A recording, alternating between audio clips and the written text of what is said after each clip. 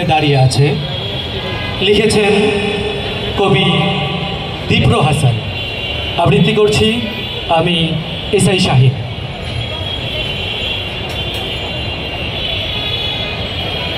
আবু সাইদ বুক পেতে দাঁড়িয়ে আছে।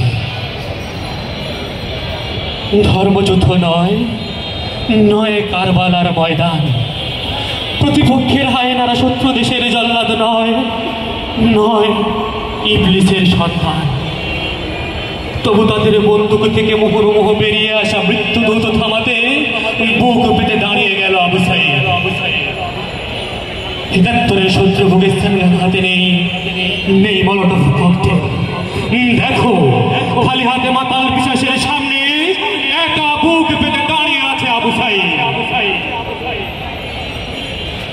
শীতের পর ইট পড়ছে, আবু সাইদ সরছে না। বন্ধুরা রাখছে, আবু সাইদ ফিরছে না।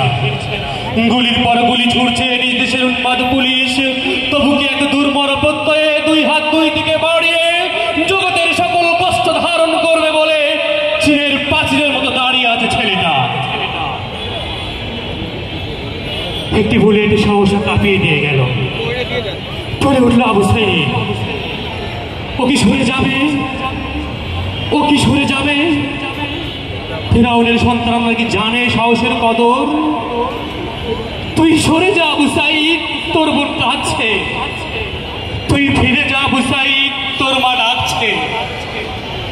ঘরের ছেলে ঘরে ফিরে আয় বাপ। আবু সাইদ ফিরেনি, সরেনি আবু সাইদ। আবারও জামার আলোকে বিসাহসে উচ্চকিত করে শির দুই দিকে দুই হাত প্রসারিত করে নির্লজ্জ বেটা বাহিনীর সামনে সিনা টান করে দাঁড়িয়ে গেল। আবারও গুলি ছুড়ল বর্বর হায়না। আবারও বুক পেতে নিল আবু সাইদ। মুখোশের অন্তরালে থাকা যে পিশাচ সারা দেশে ছড়িয়ে দিয়েছে সাইকো কিলারদের, যাদের গোপন আঘাতে নিরস্ত্র শিক্ষার্থীদের উপর ঝাঁপিয়ে পড়েছে শতাব্দীর বর্বর তুরঘাতকের দল। সহসা তাদের অন্তরাত্মাকে বেঁধল। ভূকম্পের তীব্রতায় কেঁপে উঠল জুলুম শাহীর মস্তক। মুক্তিযুদ্ধকে প্রতিহানে বিক্রি করে তৈরি করা সাদের তখ্ত তাসের ঘরের মতো উড়ে গেল।